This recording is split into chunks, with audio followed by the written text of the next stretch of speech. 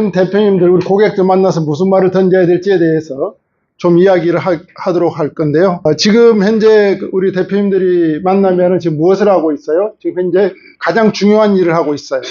어떠한 일을 하고 있을까요? 네, 결산을 하고 있습니다. 상장법인들은 이제 결산 마치고 주주총회를 하고 있고요. 이때 지금 결산을 지금 하고 있는 과정에서 대표들이 얻고 싶은 정보가 있지 않겠어요? 대표들은 어떤 관점에서 보아야 될지 뭐 이런 이야기를 좀 궁금해 할 거예요. 결산 마치고 나면 또 무슨 일을 해야 되는지 이런 거에 대해서 궁금할 시기, 가장 대표님들이 좀 듣고 싶은 이야기를 해줘야 될 시기이거든요. 그 이야기를 좀 하고 그 연동된 결산 시점에 대표들이 알아야 될 내용과 연동된 내용이 오늘 바로 가지급금, 가수금입니다.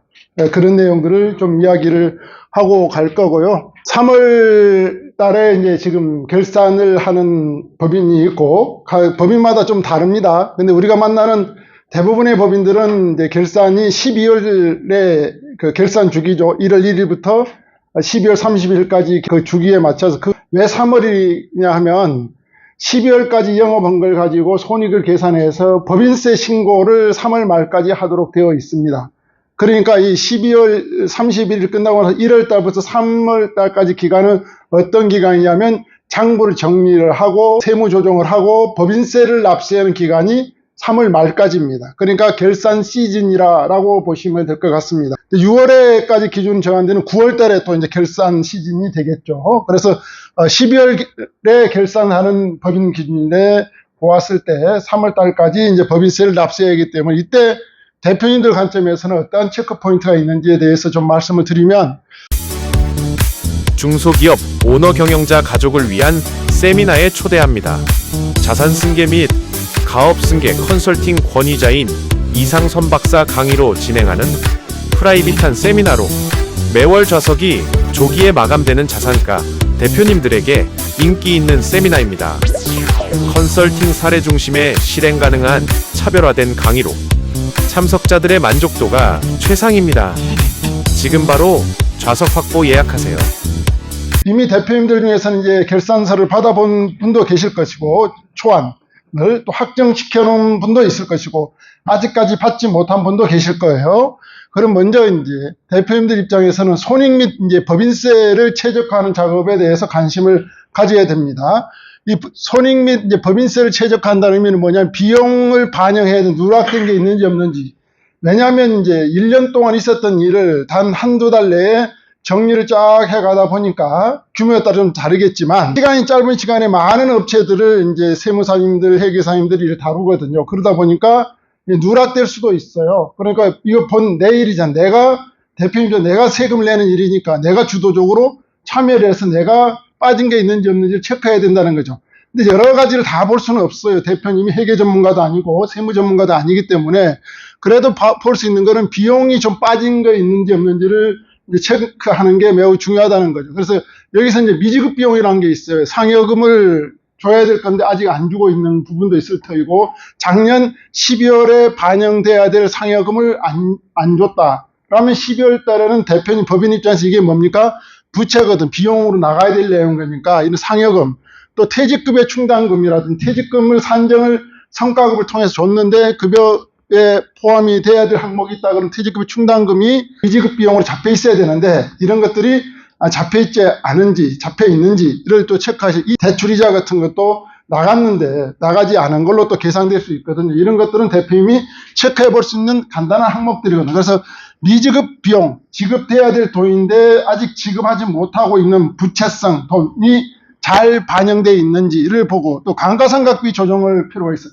감가상각비라는 것은 자동차라든지 또 건설 같은 거, 건물 같은 게 감가상각 자산들이 꽤 많이 있어요. 유형자산, 무형자산. 이런 감가상각 자산에 대해서 이제 조정을 할 수가 있어요. 반영을 할 수도 있고, 이월시킬 수도 있고, 적극적으로 반영, 세무상 한도가 있거든요. 이런 게 잘 반영되어 있는지, 이런 단어를 한 번씩, 이렇게 한 번씩 세무사님들 던져주면, 세무사님들 어떻게 더 신경 써서 한 번 더 체크를 할 수밖에 없거든요. 근데 대표님이 받은 대로 그대로 오케이를 해버리면, 한 번 더 걸러가는 과정이 없어지면 대표 입장에서 이런 게 반영이 안 될 수도 있다라고 이렇게 보시면 되고, 또 체크해야 될 게 수익인식 시기를 조정해서 또 법인세를 조정할 수도 있습니다. 수익인식 조정이라는 것은 매출인식인 거죠. 실질적으로 매출이 전 12월 기준에 이제 일어났음에도 불구하고 계산서를 1월달로 넘길 수도 있고, 예를 들면 그러면 매출액을 1월로 넘기면 올해 매출로 잡히게 되는 거죠. 예를 들면 또는 실질적으로 1월달 일어났음에도 불구하고 계산서가 발행됐음에도 불구하고 12월 전년도에 발행이 안 돼서 또 넘어온 경우도 있을 거고, 이런 과정이 있거든요. 그래서 매출 인식 기준을 인도 시기로 할 건지 예를 들면 용역 완료 시점을 할 건지를 사장님이 이거 잘 알거든요. 돈 나간 시점을 하는 건지 일한 시점을 하는 건지 이런 점검을 통해서 손익에 됐는지 안 됐는지 이런 거를 이제 체크를 해 보셔야 되고요. 세 번째, 접대비라든지 기부금 한도가 잘 반영이 되어 있는지, 이런 한도 초과 여부를 또 사전에 점검해 봐야 된다. 이건 물론 이제 회계 전문가, 세무 전문가들이 잘 해주겠지만, 이런 거는 이제 내에 관한, 대표님 본인에 관한 이야기니까 이런 키워드 정도도 한번 딱 체크해서 우리 세무 전문가, 세무사님한테, 회계사님한테 이런 거 잘 반영되어 있나, 이 항목들을 좀 한번 뽑아서 보여줘봐 라고 하는 그 말 한마디 자체가 상당히 이제 영향력을 주는 그런 이제 상대를 긴장시킬 수 있는 이제 그런 일을 더욱더 잘할 수 있는 그런 이제 요소로 발동될 수 있다라고 보시면 되고, 네 번째로는 이제 대손 충당금 설정인데요. 세법상 인정하는 범위 내에서 최대한 반영해야 된다. 대손 충당금이라고 하면 물건을 팔았는데 대금을 못 받았다든지, 또 재고 자산이 있었는데 상품으로 팔 수가 없는 그런 이제 파손된 게 있다라든지, 이런 걸 사장님은 최대한 잘 설정을 해서 반영을 해서 손익으로 해서 법인세를 최저화할 것인지 말 것인지를 이제 체크를 해야 된다. 그래서 세법상 인정하는 범위 내에서 최대한 반영될 수 있도록 조치를 해야 된다라고 보시면 되고요.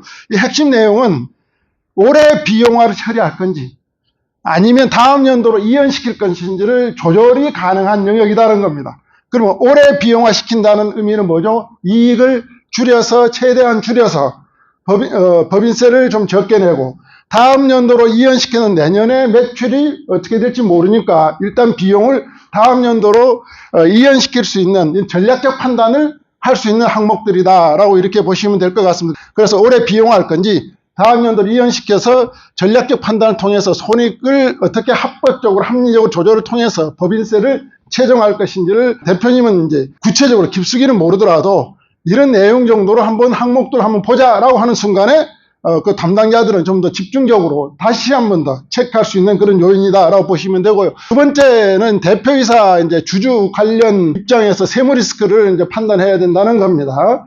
주주나 대표이사, 대부분 오너 경영자들 입장에서 보면 이런 게 세무 리스크가 있다는 거죠. 체크해야 될 게 가지급금, 이제 가수금을 정리를 했는지 안 했는지 이를 이제 봐야 되겠죠. 그리고 가지급금에 따른 인정이자 또는 이제 이 가수금, 주주 임원이 법인에 돈을 빌려준 거죠. 이 가수금 같은 경우는 무이자로 빌려주면 이게 주주의 증여의제로 나와서 증여세가 나중에 추징이 될 수도 있거든요. 그러니까 이자를 적정하게 책정하고 있는지, 또 이자를 안 줘도 되는 범위 내에 들어있는지, 이자를 안 줘도 되는 범위라 그러면 약정서라든지 이사의 결의서라든지 이런 것들이 충분하게 서류적으로 보완이 되어 있는지, 이런 게 전제 조건이 잘 돼 있어야 되는데 이사의 결의도 없고 약정서도 없고 이런 상황에서는 무이자로 사용하고 있다 그러면 바로 이게 증여의제로 처리될 수도 있다. 또 낮은 금리로 이자를 주고 있다라든지 이런 것들을 다 증여의제로 볼 수 있다.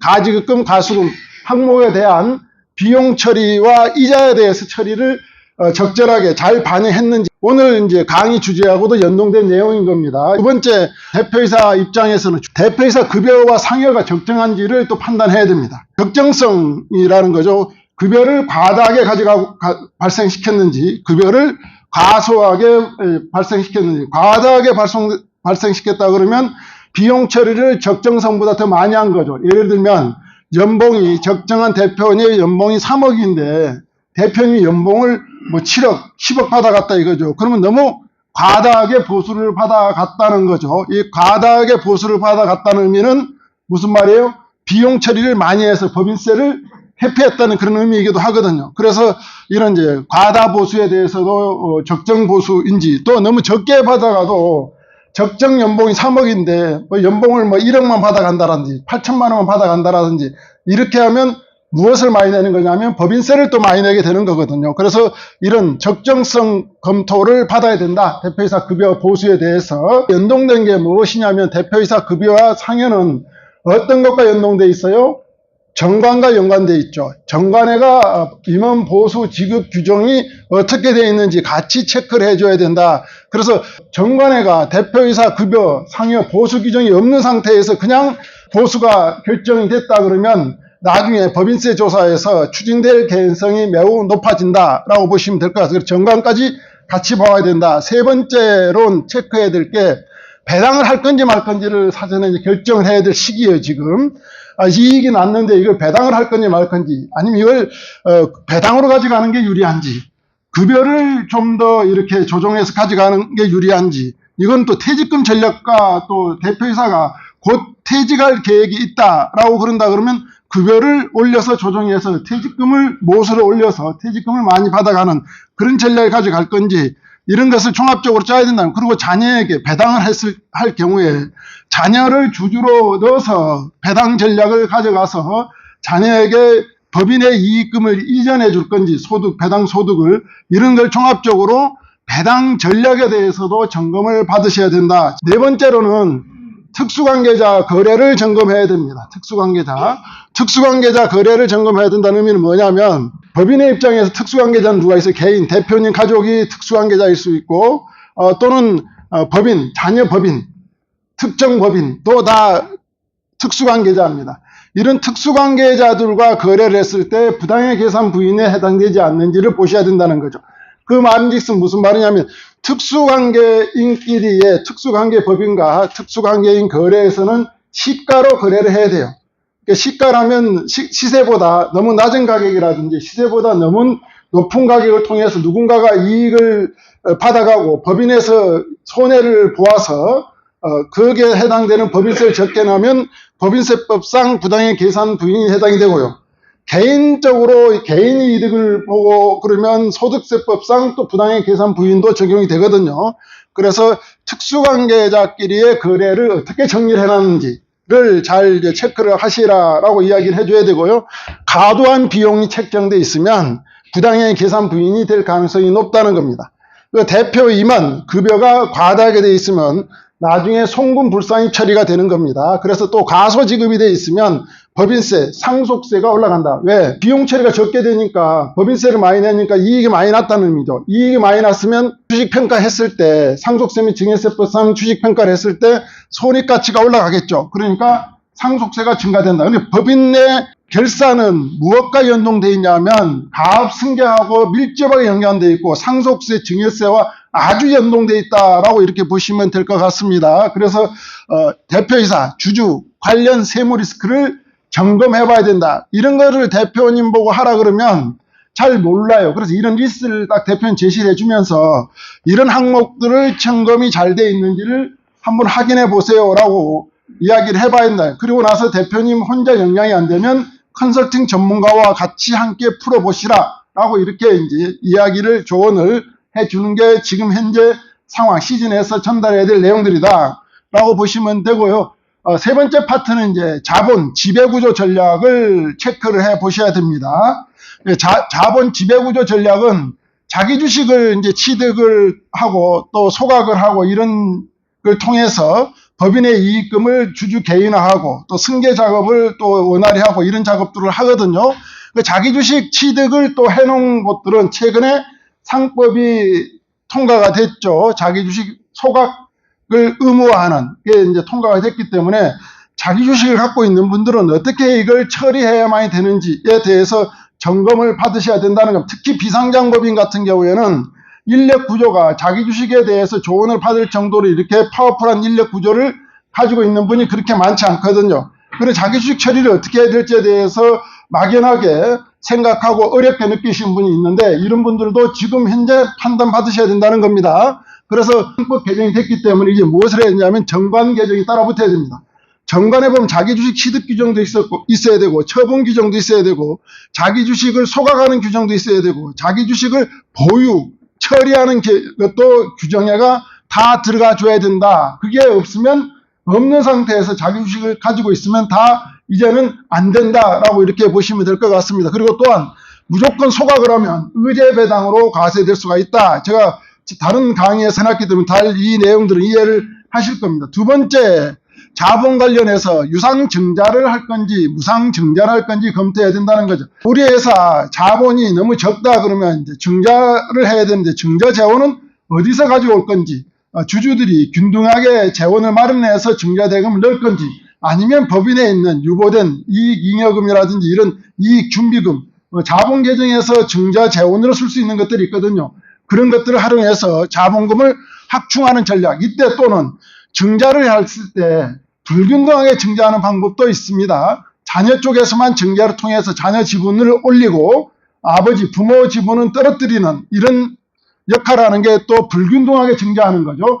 불균등하게 증자했을 때는 증여 의제에 해당되지 않도록 주의 깊게 잘 하셔야 된다라는 거. 세 번째로 이제 종료주식을 설계해야 된다는 겁니다. 이거 제가 지난 시간에 이야기했죠. 종료주식을 가지고 승계 작업하고 하면 효과적으로 갈 수 있다라고 이야기를 했어요. 그래서 지금 종료주식을 설계를 한다. 그래 종료주식을 통해서 차등 배당이 가능합니다. 차등 배당을 통해서 자녀 쪽에다가 많은 이익금을 이전시킬 수 있는 방법, 종료주식을 이제 설계를, 이때 종료주식을 설계하고 이런 거는 다 정관에가 또 들어가 있어야 됩니다. 그래서 정관을 종합적으로 체크를 하셔야 된다라고 이렇게 보시면 되고요. 네 번째 이게 다 뭐냐면 자기 주식 관련이라는 유상증자, 무상증자, 종료주식 설계하는 것은 가압승계 사전 작업과 연동돼 있다. 가압승계를 지금 합시다. 지금 바로 할 수 있는 건 아니고 사전에 전처리가 잘 돼 있어야 된다는 겁니다. 그래서 이런 가압승계 사전 작업과 연동돼 있기 때문에 법인의 결산과 연동돼서 증여 타이밍을 결정하는 구조다. 지금 결산 전후 가치 차이를 활용해서 지금 증여하는 게 좋은 건지, 주식을 이동하는 게 좋은 건지, 또 내년에 증여하는 게 좋은 건지를 판단하는 사전 정지 작업과 관계되어 있고, 특히 비상장법인은 결산 전에 이익을 이제 조정하는 거죠. 이익 조정을 통해서 합리적으로, 합법적으로 이익 조정을 통해서 주식 가치 관리가 중요하다는 게 결산 시즌에 대표님들 머릿속에 인식이 돼 있어야 된다라고 이렇게 보시면 될 것 같습니다. 네 번째 파트로 이제 재무상태표로 클린업 하는 작업을 해야 돼요. 재무상태표 클린업 작업을 하는 이유는 뭐냐면 기업의 신용도 평가를 좋게 만들게, 대출을 한다는 했을 때 기업의 신용도 평가를 좋게 하려고 그러면 재무상태표 클린업 작업을 잘 해야 됩니다. 이거 BS 정리를 잘 해야 된다. 재무상태표.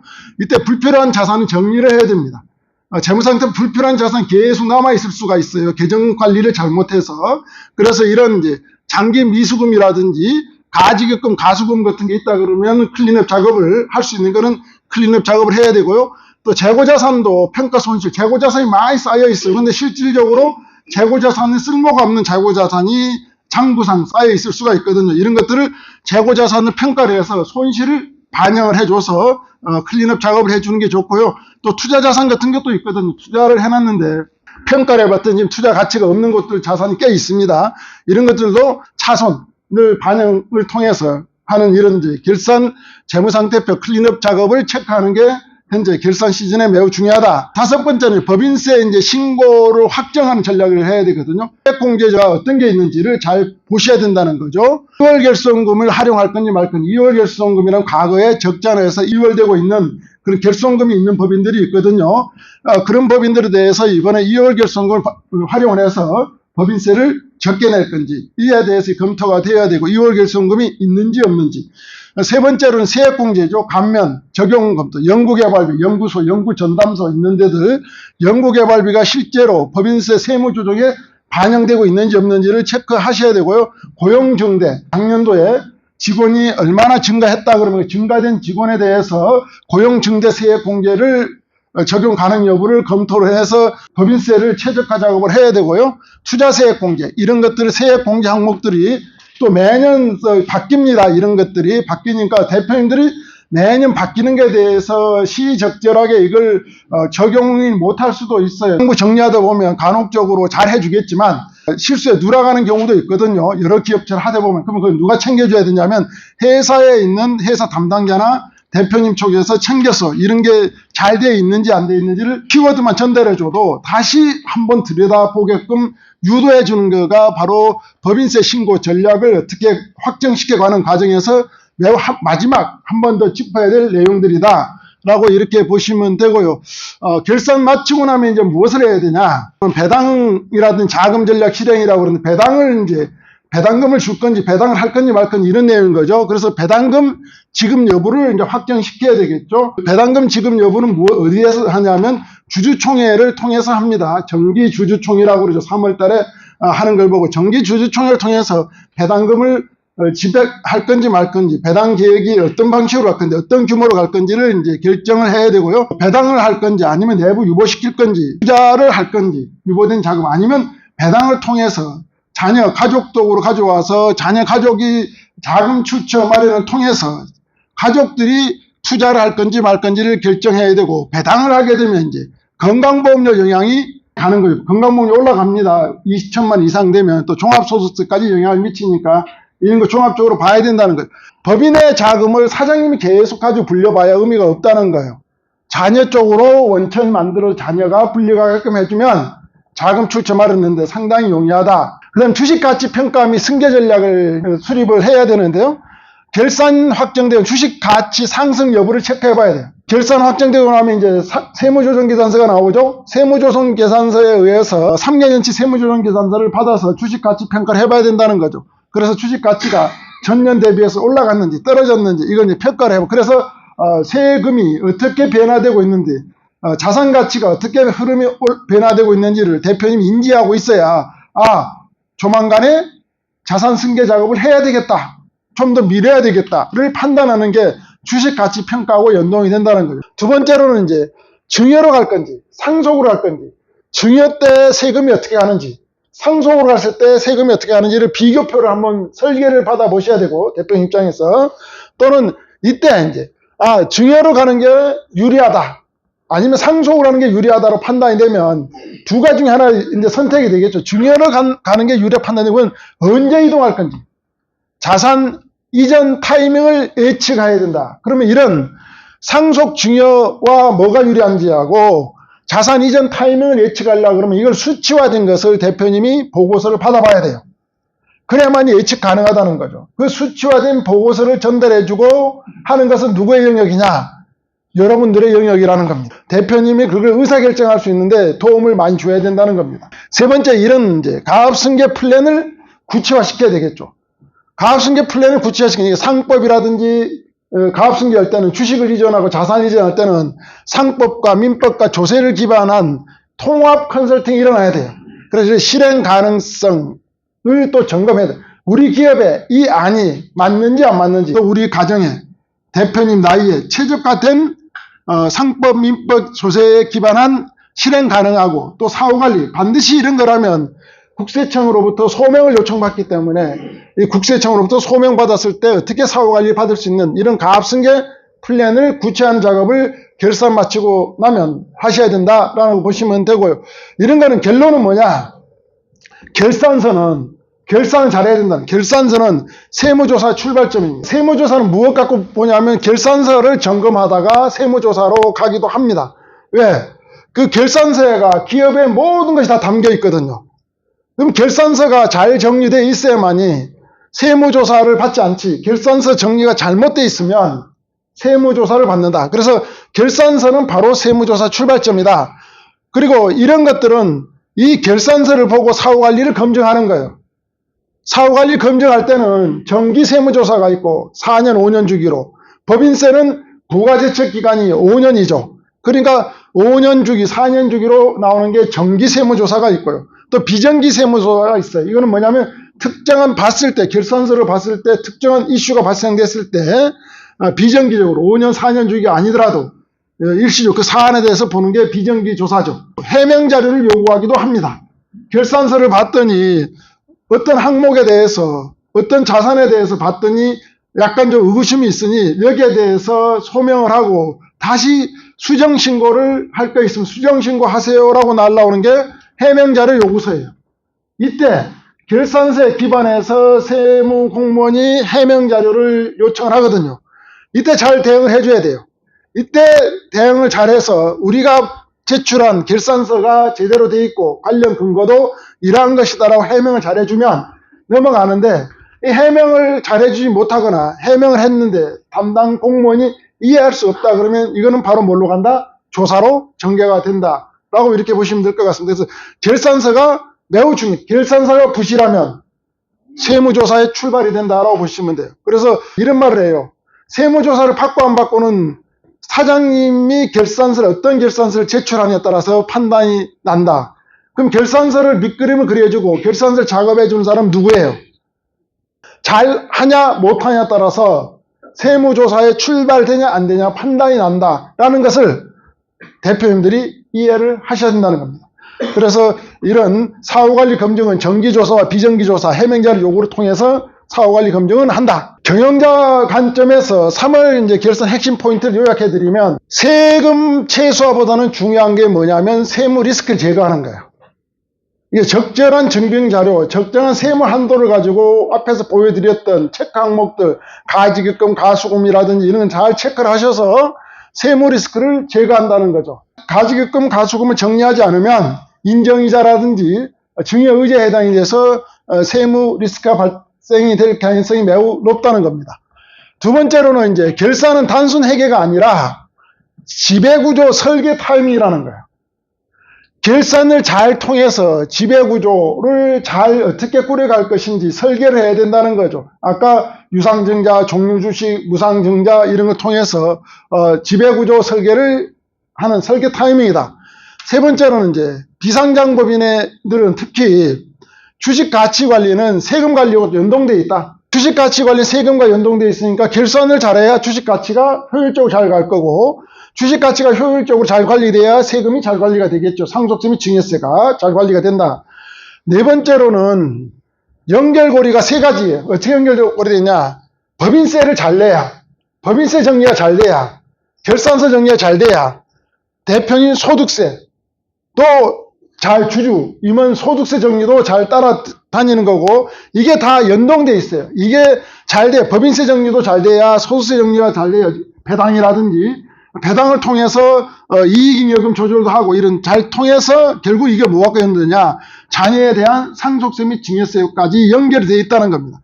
그 하나의 법인에 보면은 세목이라고 그러죠. 법인세, 소득세, 대표주의 소득세, 증여세, 상속세와 연동돼서 돌아간다. 연결고리다. 근데 이걸 분리해서 보는 경향들이 있어요. 법인세는 법인세만 보고 대표주주 배당, 급여 이거 분리해서 보고 상속세는 분리해서 보는데요.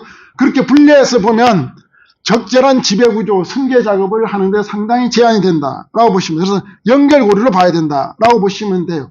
이런 내용들을 대표님한테 잘 전달해줘서 대표님들이 지금 시즌에 잘 체크하고 대표님 스스로 판단이 안 된다 그러면 컨설팅 전문가와 조인이 돼서 대표님이 좋은 위치에서 잘 정보를 받아서 좋은 절세 전략, 승계 구조를 가져갈 수 있도록 여러분들이 같이 대표님과 같이 해서 잘 진행을 하면 대표님한테 상당히 유용한 도구가 될 수가 있다라고 이렇게 보시면 될 것 같습니다.